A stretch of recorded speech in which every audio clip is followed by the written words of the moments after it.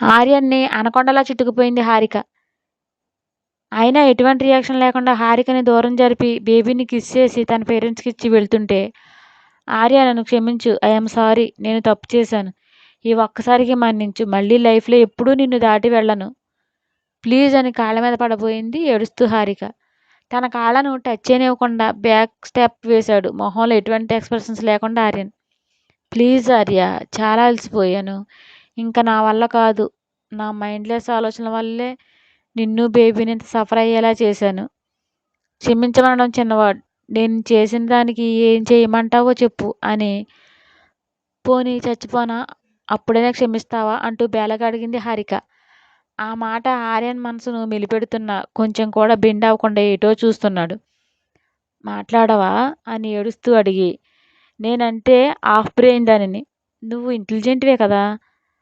మరి నేను చేసింది తప్పు అని 2 పీకి ఇంటికొచ్చినప్పుడు చెయ్యి పుచ్చుకొని లాక్కెళ్ళొచ్చుగా అంటూ ఉక్రోషంగా అడిగింది. ఆ మాటకు చురుగ్గా చూశాడు ఆర్యన్. ఓకే, అలా చూడకు అని ముక్కు ఎగబిలుస్తూ వెక్కుతూ, లైఫ్‌లో ఫస్ట్ టైం ఎంత పెయిన్ భరించడం. ఆ రోజు నిన్ను రిజెక్ట్ చేసిన రోజు కూడా ఇలాగే ఏడ్చాను. కానీ అప్పుడు రియలైజ్ అయ్యాను. నా చేతులారా నేనే చేసుకున్నానని.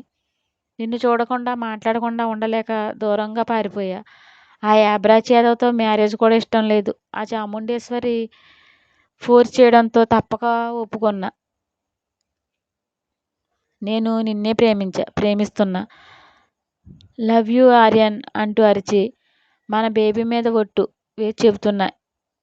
ఇంకా లైఫ్‌లో నువ్వు, బేబీ, అత్తమ్మ తప్ప ఎవ్వరూ వద్దు అని బ్రతిమలాడుతూ కాళ్ళ వేళ్ళ పడి, నువ్వు నిజంగా లవ్ చేసావు కదూ? ఆ! లవ్ అంటే క్షమించడమే కదా! ప్లీజ్ నన్ను యాక్సెప్ట్ చెయ్యి అని దీనంగా చూసింది హారిక. ఆర్యన్ మనసులో నవ్వుకున్నాడు. తన మదర్‌ని పేరు పెట్టి పిలిచినందుకు. పైగా బెంకంగా చూస్తూ ఎన్నిసార్లు నమ్మాలి చెప్పు? మీ మామ రాగానే అన్నీ మర్చిపోయి ఆమె వెంట వెళ్ళిపోతావు అని బ్లేమ్ చేసి, నిన్ను పోషించే స్తోమత నాకు లేదు. నీకున్న ఆస్తికి నేను సరిపోను. మీ ఇంట్లో 100 మంది మెయిడ్స్ నీకు సేవలు చేస్తూ ఉంటారు. మా ఇంట్లో అవేమీ జరగవు. సో, నువ్వు మీ మామ చెంగుచాటున ఉండడమే బెటర్ అన్నాడు ఆర్యన్. నాకు డాడీ తప్ప మామ లాంటి రిలేషన్స్ లేవు అని అరిచి, నువ్వు కావాలంతే అంది కోపంగా హారిక. నేనే కావాలా? నమ్మొచ్చా? అన్నాడు ఎగాదిగా చూస్తూ ఆర్యన్. బిక్కమొహం పెట్టుకుని చూస్తూ, మన బంగారు తల్లి మీద ప్రామిస్ చేశాక కూడా నమ్మడం లేదా? అంది దుఃఖస్వరంతో. బేబీనే వద్దనుకున్నారు. ఇంక తన మీద ఒట్టు లెక్క అన్నాడు దెప్పి పొడుస్తూ ఆర్యన్. ఏయ్, ఆ మాట అంటే చంపేస్తా. నా బేబీని నేను వద్దనుకోలేదు. అనుకోను కూడా. నా గొంతులో ప్రాణం ఉండగా అని ఉరిమి చూస్తూ, వాళ్ళు చేశారు అంతా నేను కాదు. ఈ 10 డేస్ నుండి నేను ఎంత ఏడ్చానో నాకే తెలుసు. మీకు ఎవ్వరికీ అర్థం కాదు అని ఏడుస్తూ, మన బేబీ కూడా వచ్చేస్తుంది అని మెరిసే కళ్ళతో చూస్తూ ప్లీజ్ అంది హారిక. అప్పటికే చాలా వీక్‌గా ఉన్న హారికను మరింత బాధ పెట్టడం ఇష్టం లేక, ఓకే పద, ఇదే లాస్ట్ ఛాన్స్. ఏదైనా జరిగితే లైఫ్‌లో నా మొహం చూడవు అన్నాడు ఆర్యన్. రాదు, రానివ్వను అంటూ ఆర్యన్ చేతిలో చెయ్యి వేసి ప్రామిస్ అంది హారిక. పెదవి చాటున నవ్వు దాచి బయటకు దారితీశాడు ఆర్యన్. వెనకే మనసంతా ప్రశాంతంగా మారి అనుసరించింది హారిక. సంతోషమే సగం బలం అన్నారు పెద్దలు. అంతా నీరసం ఎటుపోయిందో హారికకు. హ్యాపీగా ఆర్యతో తన కొత్త జీవితం గమ్యం వైపు అడుగులు సాగింది. కారు ఒక కొత్త ఇంటి ముందు ఆగింది. ఆర్యన్ దిగి హారిక వైపు చూశాడు. కిందకు దిగి, మనం ఎక్కడికి వచ్చాము ఆర్య అని అడిగింది. ఇది మన న్యూ హౌస్ అన్నాడు ఆర్యన్. కంగారుగా, వద్దు ఆర్య, మనం మన ఇంటికి వెళ్ళిపోదాం. నాకు అత్తమ్మ, మిన్ను, సంధ్య అందరూ కావాలి. నేను ఇక్కడ ఉండను. నన్ను మన ఇంటికి తీసుకెళ్ళు అని కంగారు తొక్కులు తొక్కింది హారిక. నువ్వేగా వాళ్ళుంటే చిరాకులు పరాకులు పడ్డావు. పైగా నీకు అక్కడ కంఫర్ట్గా లేదు కదా అంటూ సాగదీసి ఐమూలగా చూశాడు ఆర్యన్. అప్పుడు నాకు గోస్ట్ ఆవరించి పిచ్చి పిచ్చగా బిహేవ్ చేశాను. అందుకు నాకు అందరినీ దూరం చేసి లైఫ్ లాంగ్ శిక్ష వేయకు ఆర్య, నేను తట్టుకోలేను అని బిక్కమొహం పెట్టింది హారిక. ఈవిల్ స్మైల్ ఇస్తూ, ముందు చూడు, నచ్చకపోతే వెళ్ళిపోదాం అన్నాడు. చూడను, నాకు నచ్చలేదు అని సూటిగా చెప్పి కారు ఎక్కుతుంటే ఆర్య త్వరగా రా లేట్ అవుతుంది అని పిలుస్తూ వచ్చి అమ్మ హారిక రా అంది విజయ. అత్తగారి వైపు కళ్ళ నీళ్లతో చూస్తూ గబాలున ఆవిడ కాళ్ళు పట్టేసుకుని నన్ను క్షమించండి అత్తమ్మ అని ఏడ్చేసింది హారిక. అయ్యో లే ఇలా ఏడుస్తారా? లేవదీసి హత్తుకుని పచ్చి బాలింతవు ఇలా చేస్తే నీ ఆరోగ్యం ఏం కాను అని వెన్నునిమిరి మనసులో ఏమి పెట్టుకోకు పద అంటూ ఆప్యాయంగా తలనిమిరి తీసుకెళ్ళింది ఇద్దరిని విజయగారు. గుమ్మం దగ్గరే ఉండి నవ్వుతూ రాహారిక అని పిలిచింది నీరజ. అందరినీ చూసి గిల్టీగా ఫీల్ అవుతూ తల వంచేసింది హారిక. నీరజ వెనుకే దాక్కుని ఉన్న మిన్నుని చూసి మనసు బాధతో మూలిగి నీళ్ళ మీద బెండై మిన్ను బంగారం అని పిలిచింది హారిక. సైడ్కి తల వంచి చూసి మళ్ళీ దాచేసింది మొహాన్ని మిన్ను. అత్తను క్షమించవారా? నాతో మాట్లాడవా? సారీ బంగారం ప్లీజ్ అంటూ రిక్వెస్ట్ చేసింది.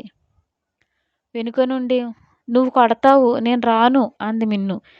ఇంకెప్పుడు కొట్టను ప్రామిస్ ప్లీజ్ రా అంది హారిక కళ్ళు మెలమెలా మెరుస్తూ చూసి. నిజంగా అంది నవ్వుతూ వచ్చి మిన్ను. మిన్నుని గుండెలకు హత్తుకుని ఏడుస్తూ నిజంగా రా అని మొహం అంతా ముద్దులు పెట్టేసి లవ్ యూరా మిన్ను అంది హారిక. తన చిట్టి చేతులతో హారిక కన్నీళ్ళు తుడిచి హగ్ చేసుకుని లవ్ యూ టు అత్త అంది హ్యాపీ స్మైల్తో మిన్ను.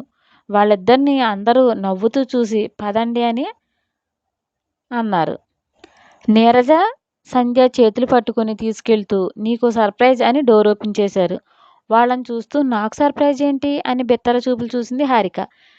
మమ్మల్ని కాదు బెడ్ మీద చూడు అన్నారు కోరస్గా నీరజ సంధ్య. బుజ్ బేబీ పింక్ కలర్లో ముద్దుగా ముడుచుకుని క్యూట్గా బొజ్జుంది. తన చుట్టూ పిల్లోస్ పెట్టారు. ఒక్కో అడుగు వేస్తూ ముందుకు వెళ్ళింది హారిక. వదిన తను ఎవరనుకుంటున్నావు? మన బుజ్జి బేబీ బుల్లి ప్రిన్సెస్ అంటూ ఎక్సైట్గా చెప్పింది నవ్వుతూ సంధ్య. నిజమా అన్నట్లు చూసి ఎమోషనల్ అవుతూ ఒక్క అంగలో బేబీని ఎత్తుకుని మొహం అంతా ముద్దులు పెట్టేస్తూ గుండెలకు హత్తుకుంది. తను ఎన్నాళ్ళు మిస్ అయినా తన తల్లి స్పర్శ గుర్తుపట్టింది కాబోలు. మరింత ఒదిగిపోయింది బుజ్జిది. కళ్ళ నీళ్లు తుడిచి నువ్విలా ఎమోషనల్ అవ్వకూడదు. బాలింతప్పుడు హెల్త్ ప్రాబ్లమ్స్ వస్తే లైఫ్ లాంగ్ ఉండిపోతాయి. చాలా జాగ్రత్తగా ఉండాలి అని నీకు పాలు తీసుకొస్తా అని వెళ్ళింది నీరజ. వాళ్ళందరి ప్రేమకు మరింత బాధ కలిగి మీ మంచి మనుషులను అర్థం చేసుకోకుండా ఎంత ఫూలిష్గా బిహేవ్ చేశాను అనుకుని బాధపడింది హారిక. తన పైటు చాటున మొహం పెట్టి వెతుకులాట మొదలుపెట్టింది బేబీ. నీ బాధ తర్వాత ముందు నా పొట్ట నింపు అన్నట్లు. అప్పటి వరకు పాలదారుల వల్ల కలిగిన బాధ తీరే మార్గం కనిపించక తనెంత నరకం చూసిందో తనకు మాత్రమే తెలుసు.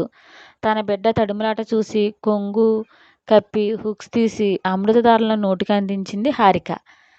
ఆబగా అందుకుని తాగి ఎక్కువగా రావడంతో ఉక్కిరి బిక్కిరి అయ్యింది బుజ్జిది. కంగారు పడుతూ వీపు సవరదీస్తుంటే నీరజ వచ్చి ఎక్కువగా వస్తే పొలమారి ఉక్కిరి బిక్కిరి అవుతారని ఎలా ఇవ్వాలో చూపించింది. అప్పుడు నెమ్మదిగా ఫీడ్ చేయించి నీరజ చెప్పినట్లు లిప్స్ క్లీన్ చేసింది హారిక. చాముండేశ్వరి హాస్పిటల్కి వెళ్ళింది. డాక్టర్ ఆపరేషన్ థియేటర్లో ఉన్నారని స్టాఫ్ చెప్పగా క్షణాలు లెక్క పెడుతూ గడిపింది. 3 గంటల నిరీక్షణ అనంతరం బయటికి వచ్చి డాక్టర్ను చూడగానే ఏడుకొండలి వెంకటేశ్వర స్వామిని చూసినంత ఆనందపడి డాక్టర్ ఆత్రంగా పిలుస్తూ వెళ్ళింది. ఆమెను చూసి మొహం చిట్లించి వాట్ మేడం అన్నది పొలైట్గా డాక్టర్. మా పాపను తీసుకెళ్ళిన వాళ్ళ అడ్రస్ కావాలి అని డైరెక్ట్ మ్యాటర్లోకి వచ్చింది చాముండేశ్వరి. వాట్ అంటూ అదిరిపడింది డాక్టర్. ఎస్ అతన్ని బతిమలాడి మా మనవరాలను తెచ్చుకుంటా ప్లీజ్ అతని అడ్రస్ ఇవ్వండి అంది ఎంతో రిక్వెస్ట్గా చాముండేశ్వరి. మేడం మీరు మాట్లాడేదానికి అర్థం ఉందా? మీరే వద్దన్నారు, ఇప్పుడు అడ్రస్ ఇవ్వమంటున్నారు. ఇదేమైనా చిన్నపిల్లల ఆటలా అనుకుంటున్నారా అని సీరియస్ అయింది డాక్టర్. అవన్నీ మీకు చెప్పే టైం లేదు. మా డాలీ పరిస్థితి ఏమీ బాగోలేదు. బేబీని తీసుకురాకపోతే తను అని భయపడింది చాముండి. చూడండి మేడం హారిక హెల్త్ అప్పుడే అప్సెట్ అయింది.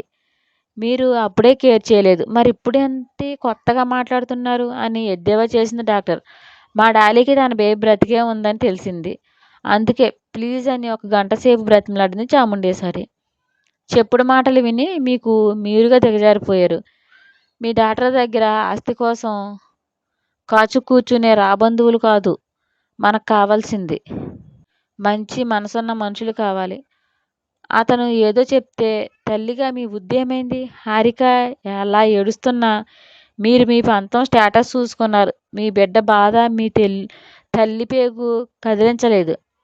షేమ్ ఆఫ్ యూ అని 4 దులిపి ఆర్యన్ అడ్రస్ ఇచ్చి మేబీ మీరు వెళ్ళినా తను బేబీని ఇవ్వకపోవచ్చు అంది కొసమెరుపుగా డాక్టర్.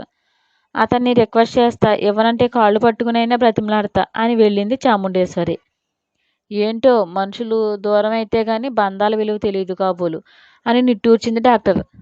ఆర్యన్ కొత్త ఇంటి ముందు కారు ఆపి పరుగులాంటి నడకతో లోపలికి వెళ్ళింది చాముండేశ్వరి.